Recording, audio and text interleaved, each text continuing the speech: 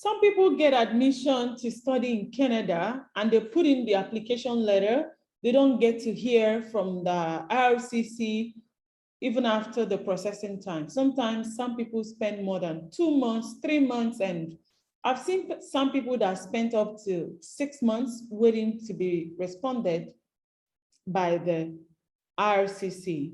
So this is why this topic I'm gonna be talking about today is very important, because this is gonna help you to know how you can have your visa approved within 20 days, how you can have your Canada study visa approved within 20 days. So I'm going to be mentioning what you can do, the things that are needed for that. I'm also going to list the website where you can go and see for yourself. What I'm saying is from IRCC main website.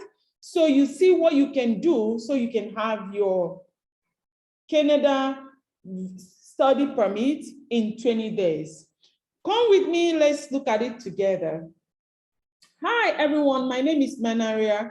I love to research about immigration, especially to Canada, US, and subsequently other countries. I talk about life in Canada, studying in Canada, and living in Canada in general. In this video, I'm going to be talking about how you can have your study visa approved within 20 days. Amazing. Join me, let's do this together. If you're new to my channel, please try to subscribe, like, and share this information with others. Someone out there might be needing this information, and when you share with them, you are blessing their lives. If you're an old member of my family in this YouTube, thank you so much for staying around. And I promise to constantly bring to you at least one video every week. And please click on that notification button so that once I make new videos, you will know as soon as I upload them, you will be able to work on it right away. You know, this immigration stuff are fastest fingers. So the earlier you know or you get information and act on it faster, the better for you. Thank you so much. So today I'm going to be talking about how you can have your study permit in 20 days. 20 days. So what am I talking about? I'm talking about student direct stream.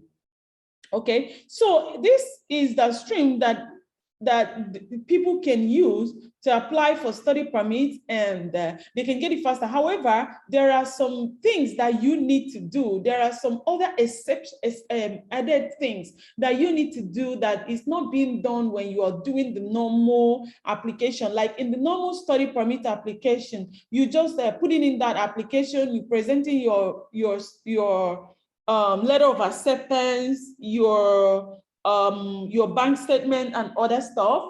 But in this particular one, you're not just putting in the application documents that I've just mentioned. You have to go extra mile. You have to do other things, and those are the things that I'm going to be listing in this video.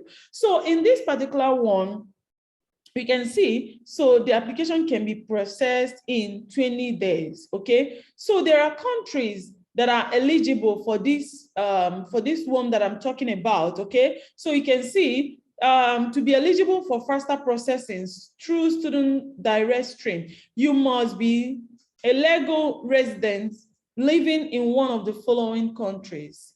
You can see the countries listed. I'm still gonna leave this link for you, okay? Antigua, Brazil, China, Colombia, Costa Rica, India, Morocco, Pakistan, Peru, Philippines, Senegal, St. Vincent and Grenadines, TNT, Vietnam, okay? So, and then you must have an accepted letter from a post-secondary school. And like I always say, any school that you are applying or you're trying to get admitted into, please make sure that this school has DLI, that is Designated Learning Institution, or it's a designated learning institution.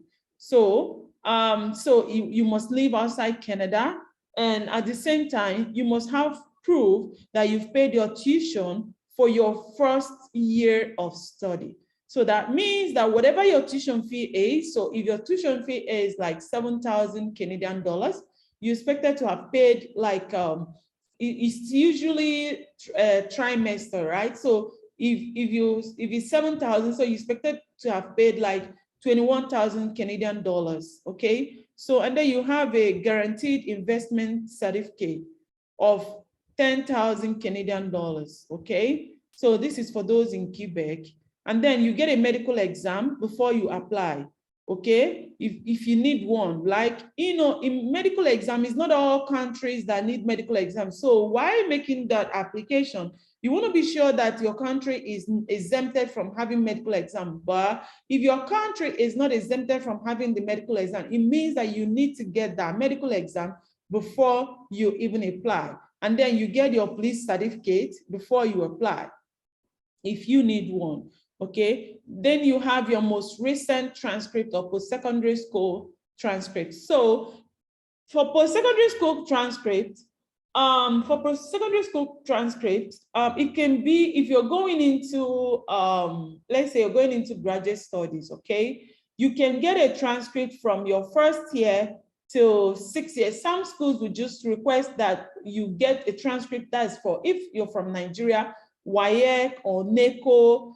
Then if you've done first degree in Nigeria or any country, okay, you just need to get your transcript. So if you've done like 3 degrees or 4 degrees, what they need is your latest transcript, okay? So if your latest education was maybe PGD, postgraduate degree from any school in Nigeria, that is what they need from you. And you want to present from beginning till end of that and all your scores. And you know, sometimes this, I learned that sometimes it's really not so easy, or the process is really not so fast. So this is something that you want to start, you know, doing right away, even get it handy, even before you start applying for even the school or anything. So now, by the way, when I listed the countries that are eligible for this program, SDS, okay, for short, Nigeria as a country wasn't included there,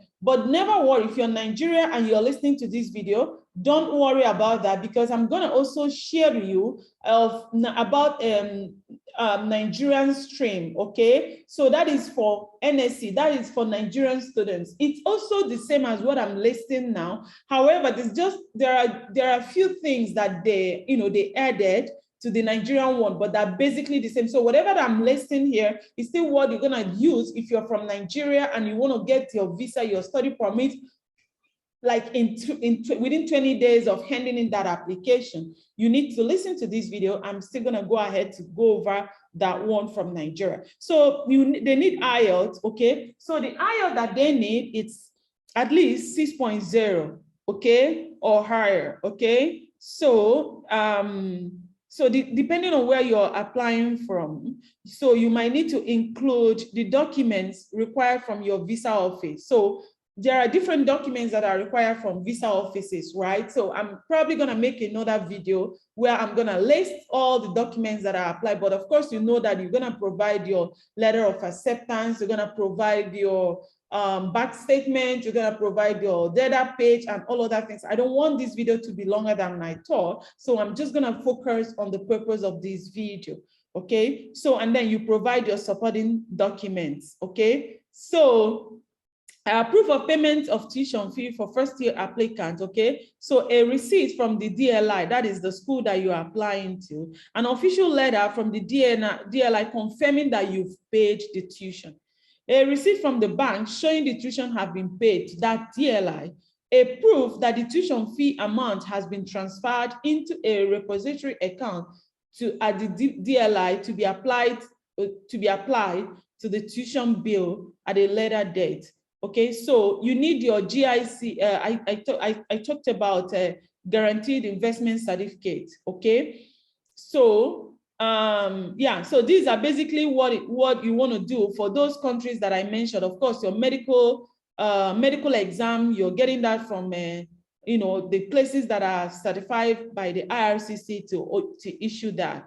Okay, so for the Nigerian one, so they have the Nigerian one, they call it Nigeria Student Express and Nigerian Direct Stream, NSE, okay? So it's still the same 20 days of processing time, okay? And then for that one, so what you want to do is for the Nigerians, they need you, okay? So they need you to have, they require you to have 30,000 Canadian dollars in your bank account, okay? They need you to have 30,000 Canadian dollars in your bank account. Please note that the applicants were required, okay, so in the original requirement for NSE, applicants were required to have my bank statement showing sufficient funds of their studies equivalent to 30,000 Canadian dollars for at least 6 months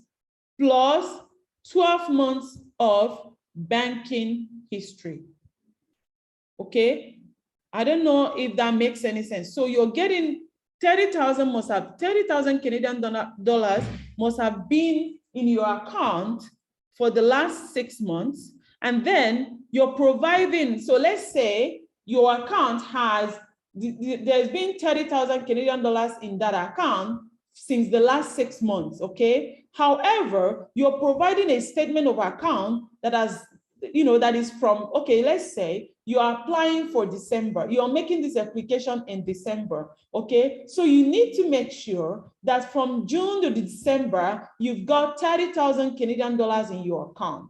However, you're providing a statement of account from 1st of January till say 15th or 16th of December that you're making this application. That's simply what it's talking about. This is specifically for Nigerians.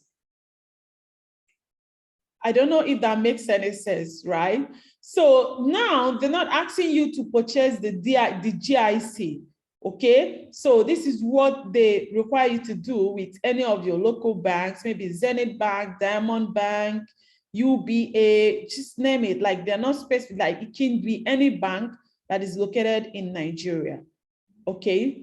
So now they say that, yeah, some people have some reservations about this SDS, okay? They felt like, okay, they asked other people to show to buy just GIC of 10,000 Canadian dollars. And they're asking Nigerians to provide 1-year statement having 30,000 Canadian dollars and all. But this is it. It is what it is. So yeah, if you want to get that visa in 20 days, this is what you have to do. However, there's an assessment coming up, so we have to be on the lookout. So the department will complete an assessment of NSE pilot in February 2022.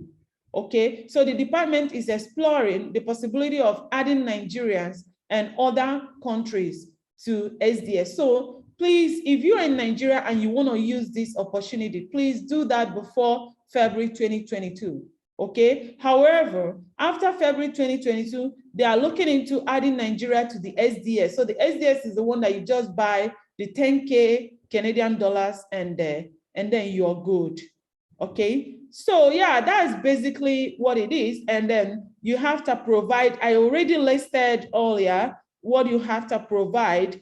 They also expect you to provide your statement of account, which I listed earlier, your transcript, and then maybe if you have any evidence, anything that shows that you're not running, you're not running away from your country, that you are just going to study and then you're getting back to Canada, you need to prove to the officer that, okay, you have, you have ties back home.